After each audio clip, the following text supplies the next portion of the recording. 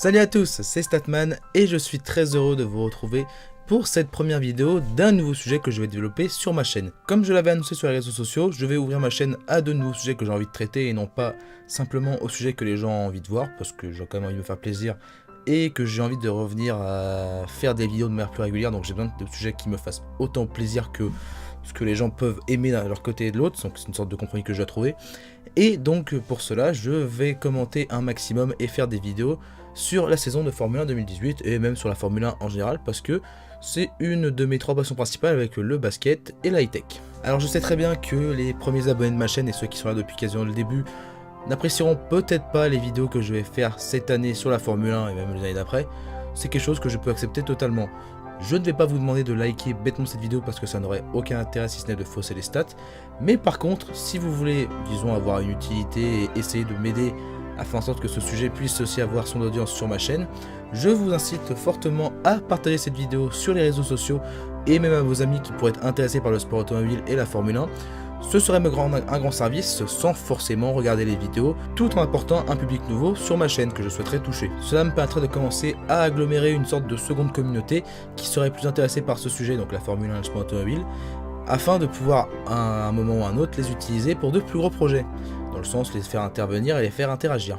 Je n'oublie pas mes abonnés qui sont habitués au contenu qu'ils ont pu voir sur les 2 premières années de ma chaîne, mais j'ai besoin de reprendre les vidéos sur des sujets qui m'intéressent et qui me passionnent, et donc pour l'instant j'ai décidé de reprendre sur les sujets qu'est la Formule 1, avant de revenir progressivement aux racines afin de pouvoir mixer un peu tous les sujets. Je remercie d'avance mes fidèles abonnés qui sont là depuis le début pour leur compréhension et pour leur inconditionnel soutien, en même temps que leur patience vu qu'actuellement les vidéos arrivent à un rythme très lent. Bref, j'ai assez parlé, je me suis assez justifié et je me suis assez excusé. Passons maintenant au sujet de la vidéo. A l'origine, je souhaitais faire une sorte de grande vidéo qui réunissait autant, on va dire, les évolutions des écuries en même temps que les évolutions sur les règlements techniques sportifs et sur les simplement sur les équipes en elles-mêmes, sur leurs pilotes et sur leur niveau, et en même temps mes pronostics, mais je me suis très vite rendu compte que ça ferait une vidéo très longue, et si je souhaite agglomérer une certaine communauté autour de la Formule 1, je vais quand même essayer de pouvoir faire des formats qui ne dépassent pas la trentaine de minutes. Ce serait quand même une bonne idée parce que c'est assez dur, c'est assez technique, donc je vais essayer de faire en sorte que la vidéo soit assez illustrée et assez animée. On verra ce que ça donne, les commentaires servent pour tout ce qui peut être amélioration, n'hésitez surtout pas à aller dedans pour m'écrire vos suggestions, améliorations, ou simplement si vous avez trouvé cette vidéo intéressante.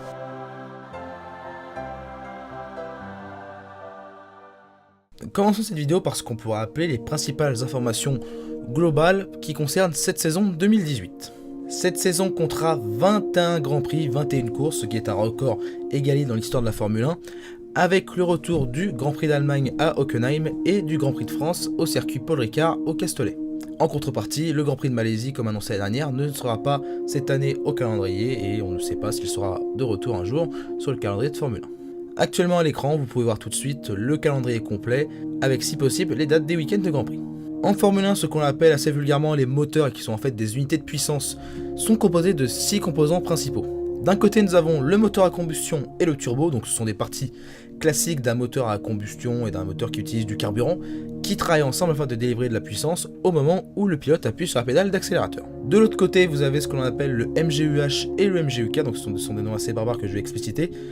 C'est toute la partie électrique de l'unité de puissance, donc comme leur nom l'indique, MG c'est pour moteur générateur, c'est ce qui est dans le sigle en fait, moteur générateur unit, et ces 2 composants permettent la production et l'utilisation de puissance électrique. Le MGUK par la récupération d'énergie cinétique au moment du freinage, et le MGUH par la récupération de l'énergie des gaz d'échappement. Et le MGUH aide aussi à la régulation du turbo afin de diminuer ce qui est connu sous le nom de turbolag. Donc c'est un délai qui existe entre l'appui sur la pédale et l'application de puissance réelle délivrée par le turbo. Les 2 autres composants sont une batterie qui permet de pouvoir stocker l'énergie électrique produite par le MGUK et le MGUH quand ces 2 composants sont en mode générateur et non pas en mode moteur, quand ils récupèrent l'énergie pour pouvoir l'utiliser plus tard. Enfin, l'unité de puissance contient un contrôleur électronique qui permet la configuration du déploiement électrique afin d'adapter la puissance globale délivrée entre énergie combustible et énergie électrique. Voilà un tour que je pourrais appeler, on va dire, rapide et assez précis sur ce qu'est une unité de puissance en Formule 1. Au niveau de la diffusion à la télévision, Canal+ reste le diffuseur principal de la Formule 1, mais il n'est plus exclusif cette année car TF1 a décidé de récupérer 4 courses, dont notamment le Grand Prix de Monaco et le Grand Prix de France. Et pour les plus curieux, je serai d'ailleurs sur place au Grand Prix de France au circuit Paul Ricard, dans la tribune à la chicane de la ligne droite du Mistral. Donc s'il y en a qui sont là-bas, n'hésitez pas à venir me faire coucou. Et pour les personnes qui ne souhaitent pas payer un abonnement à Canal+, restez attentifs aux réseaux sociaux de la Formule 1 car bientôt sera lancé le service de streaming officiel des Grands Prix géré par le management de la Formule 1 lui-même. Cela vaudra peut-être le coup pour ceux qui veulent suivre la saison avec une couverture complète des Grands Prix. Même si je ne pense que du bien actuellement de la couverture de Canal+, et de leurs commentateurs Julien Febvre, Jacques Villeneuve, Franck Montagny, Margot Lafitte et tous leurs collègues. Voilà pour ce qui est du tour des infos générales, faisons un tour désormais des régulations sportives 2018 et de leurs évolutions depuis 2017.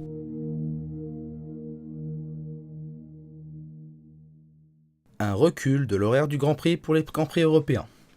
Pour les fans de longue date, faites attention aux horaires de départ des Grands Prix, puisque pour nous, Européens, beaucoup de Grands Prix ont été reculés plus tard dans la journée, généralement d'1 heure, et c'est globalement les circuits européens qui ont été touchés, afin d'agréger une audience plus large et plus diversifiée sur tous les continents. De mon point de vue, ça ne me dérange pas, parce que moi, le dimanche matin, je joue au basket, et donc je serai plus obligé, après les matchs, de forcément devoir accélérer à toute vitesse pour pouvoir rentrer à la maison et voir le Grand Prix, parce que les Grands Prix européens seront un peu plus tard. Mais je peux comprendre que les vieux de la vieille de la Formule 1 puissent être un peu dérangés, car cela fait des lustres et des lustres que les Grands Prix européens notamment sont à 14 h.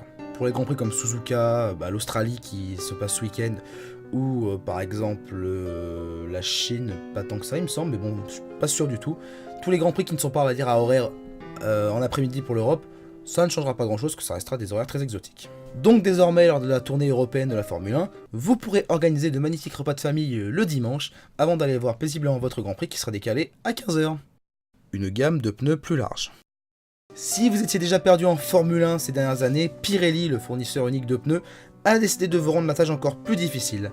En effet, cette année, le fournisseur a imaginé un arc-en-ciel de pneus afin de pouvoir s'adapter à tous les types de circuits. Désormais, ce sont 9 compositions pneumatiques adaptées aux deux types de météo qui sont mises à disposition par Pirelli. Pour le temps sec, nous avons les pneus super durs, médium, tendre, super tendre, ultra tendre et hyper tendre. Oui, je vous confirme, ça fait beaucoup de pneus avec machin tendre, mais je sais pas à quoi ils ont pensé.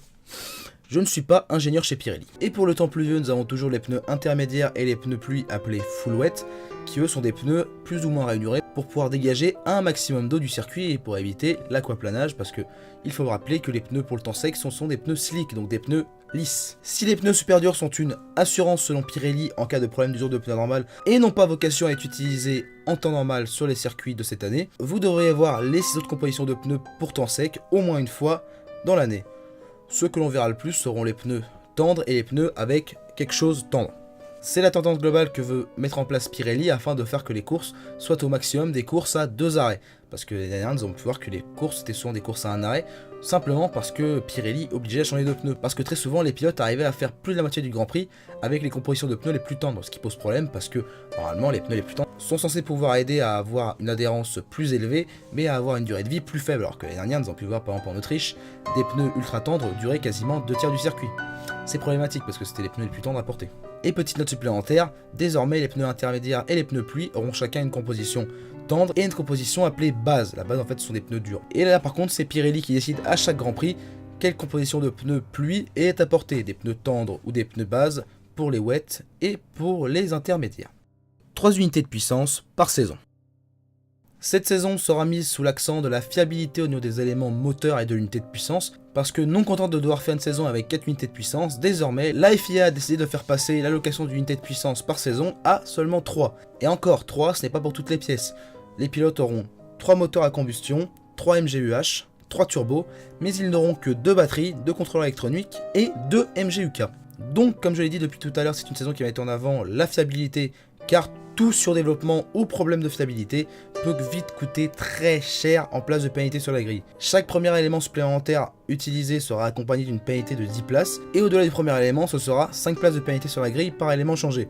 Pour être plus concret, dès qu'un pilote utilisera son 4ème moteur à combustion, 4ème MGU-H, 4ème turbo ou 3ème MGU-K, 3ème batterie ou 3ème contrôleur électronique, ce pilote se verra infliger une pénalité de 10 places sur la grille. Et s'il utilise 2 exemplaires au-dessus de l'allocation ou plus, ce sera à chaque fois 5 places de pénalité supplémentaires. Donc 5 places pour un 5ème MGU-H, 5 places pour un 8ème MGU-K, etc., etc. Un nouveau système pour gérer les places de pénalité.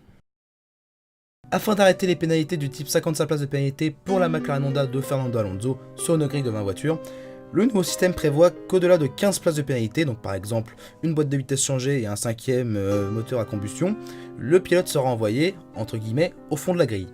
Si plusieurs pilotes sont dans ce cas, leur ordre de départ sera défini selon l'ordre chronologique des pénalités. Je vous ai préparé un petit exemple. Par exemple, si Pierre Gasly change son unité de puissance Honda complète, donc les 6 éléments d'un coup, après les qualifications, donc qualification c'est le samedi après-midi, alors que Fernando Alonso change sa boîte de vitesse et son MGUH avant la deuxième séance d'essai, donc le vendredi après-midi, on prend en compte le fait que c'est son 4ème MGUH, donc 10 places de pénalité, Fernando Alonso démarrera 19ème alors que Pierre Gasly démarrera 20ème, parce que la pénalité de Fernando Alonso est arrivée avant. Nouvelle procédure lors de l'intervention de la voiture de sécurité. Petit point que je souhaite ajouter avant de vous laisser continuer d'avancer dans cette vidéo, il y a quand même un point qui n'était pas clair du tout dans le règlement sportif de la Formule 1, c'est de savoir quand est-ce que cette nouvelle procédure de safety car s'appliquerait. Moi, après l'avoir lu une ou deux fois, je pensais que ça s'appliquerait à tout moment dès que la safety car interviendrait, mais en regardant le Grand Prix d'Australie ce week-end, je me suis rendu compte qu'après la safety car provoquée par un incident à cause des deux véhicules de l'écurie Haas, eh bien le départ avait été tout simplement un départ lancé sans aucune annonce RS ou SS. Vous allez savoir pourquoi je parle de ça juste après. Mais en fait, il s'avère que ces procédures de voiture de sécurité ne s'appliquent que au moment du départ. Donc ça signifie que si le départ ne peut pas être donné directement depuis la grille et que le safety car a besoin de lancer les véhicules, par exemple dans des conditions de pluie assez extrêmes, eh bien c'est dans ce cas précis où la direction de course pourra décider d'un départ lancé ou d'un départ arrêté, ce qui avant n'était pas possible parce que c'était systématiquement un départ lancé. Voilà pour ce qui est du point de rectification qui a quand même toute son importance parce que ça apporte vraiment du contexte à cette règle. Lorsqu'une voiture de sécurité a terminé son intervention et qu'elle est prête à rentrer au stand à la fin du tour dans lequel elle est, les pilotes iront désormais se réinstaller sur la grille pour un départ arrêté.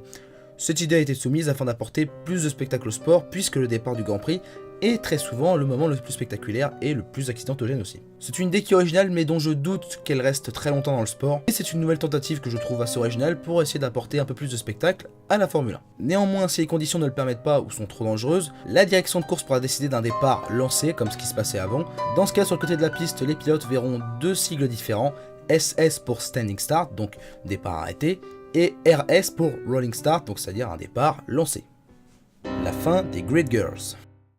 Dans un esprit de progressisme total et de droits égaux entre les femmes et les hommes, Liberty Media, les propriétaires de la Formule 1, ont décidé de mettre fin à une vieille tradition, les femmes présentes sur la grille devant les voitures, tenant généralement les panneaux des pilotes avec leur nom et leur numéro. Elles seront désormais remplacées par des enfants, donc des Grid Kids, des catégories jeunes choisies dans les clubs de sport automobile, au mérite selon un communiqué de la Formule 1. J'ai vu quasiment autant de gens gueuler pour les Grid Girls que pour le Halo, dont on va parler juste après, alors que ce sont deux problèmes totalement différents. Honnêtement, je ne dois pas être assez beau pour ça, mais ça ne me dérange pas que ces magnifiques femmes aient été remplacées par de très jeunes pilotes. C'est un à côté de la course, et si cela peut permettre à de jeunes pilotes d'approcher leurs idoles et de s'imprégner de l'ambiance de course, pourquoi pas. Comme pour le Halo, même si je vais pas avoir un regard aussi critique et détaillé sur le sujet, je vais jeter un œil durant la saison sur les Grid Kids, et on verra à la fin de la saison le bilan qu'on pourra tirer de cette première saison sans ces magnifiques filles en train de tenir les panneaux et de faire coucou.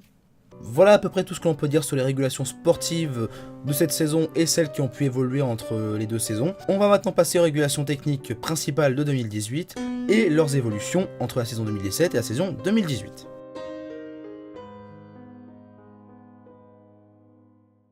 Fin des Trick Suspensions. Système notamment utilisé par Ferrari et Red Bull afin de pouvoir gagner en efficacité aérodynamique, ce système de suspension permettait un changement de leur inclinaison tout au long du tour. La FIA a décidé de bannir l'usage de ce principe de suspension, et ce n'est pas la seule pièce qui a été bannie pour 2018. Fin des T-Wing version 2017 et des ailerons de requin. Deux éléments aérodynamiques caractéristiques de la saison 2017, les T-Wing et les ailerons de requin ont été bannis pour cette saison. Pour ce qui est des T-Wing, je suis totalement d'accord avec ce choix fait par la FIA car ce sont des pièces aérodynamiques qui bougeaient beaucoup, qui étaient très flexibles et qui ont connu un nombre faible mais remarquable de casses durant la dernière saison. J'ai encore en tête le T-Wing de Bottas qui avait cassé à Bahreïn et le T-Wing de Grosjean qui avait cassé je ne sais plus où mais qui avait cassé en deux.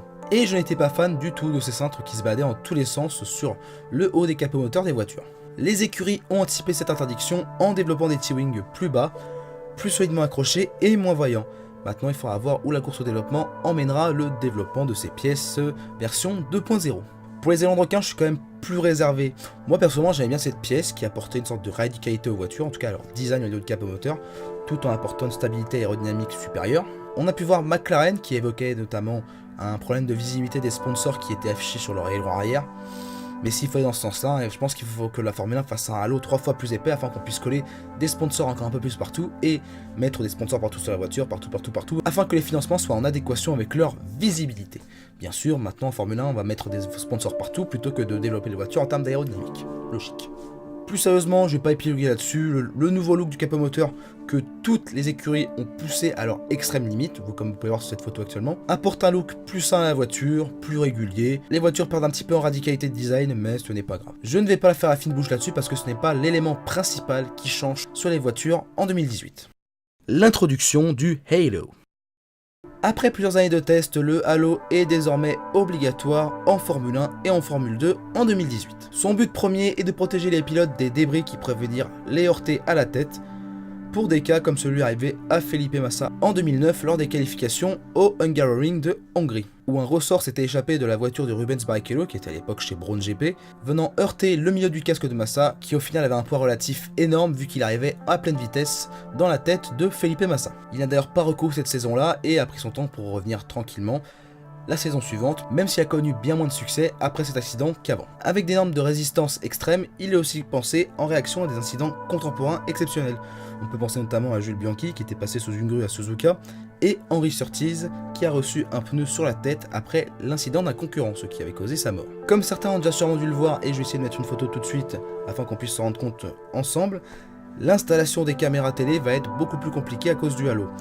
On a pu avoir un premier aperçu en pré-saison, on a pu avoir un second aperçu lors des essais libres et des qualifications en Australie. La caméra télé n'est pas mal. La caméra qui mettait ce qu'ils appelaient la shoulder cam, donc qui se plaçait on va dire à côté de la tête du pilote, là elle est complètement ruinée, ça sert plus à grand chose. Et honnêtement, la caméra de diffusion va falloir s'y faire. Personnellement, je suis déjà passé au-dessus. Et le fait que je pense aussi ils aient amélioré la qualité des caméras fait en sorte qu'on ait plus l'impression de vitesse au moment où on est en caméra télé et donc le halo passe un peu plus inaperçu, même s'il reste bien au milieu de votre champ de vision. Néanmoins, j'ai envie de laisser sa chance au halo cette saison, car d'autant qu'il gâche l'aspect esthétique des voitures, selon moi, le halo apporte un niveau de sécurité supplémentaire aux monoplaces. Et vu que l'an dernier, certains Grands Prix ont été des cimetières de débris, je pense notamment à Bakou qui a été le pire exemple, au Grand Prix d'Azerbaïdjan, laissons à cette innovation la chance de faire ses preuves en conditions de course, et pas simplement en essai, sans bataille roue à roue. Bref, je prendrai le temps d'en reparler après une saison complète d'usage par les pilotes, et une saison complète de course faite avec le halo en termes de visibilité en course, en qualification et en essai. La limitation de l'utilisation de l'huile comme combustible. Après avoir suscité des polémiques l'an dernier, notamment chez Mercedes, une page d'union a été ajoutée au règlement technique de la Formule 1 afin de réguler plus strictement le mélange huile-carburant. Pour faire simple, cet ajout a pour but de redonner son but premier à l'huile qui est un but de lubrifiant et non d'énergisant de combustion ou d'améliorateur de performance de carburant afin de développer plus de puissance au travers du moteur à combustion. Nous allons terminer cette vidéo par la composition des équipes. Là, ici, je ne vais pas faire de pronostic ou je ne vais pas commencer à donner des jugements personnels sur les équipes. Je vais simplement énoncer les pilotes et les moteurs de chaque écurie. Et lors d'une seconde vidéo, nous irons plus loin en parlant de l'aspect aérodynamique, l'aspect puissance, l'aspect livré et l'aspect duel de pilotes de chaque écurie, tout en finissant par des pronostics sur le classement constructeur et le classement pilote.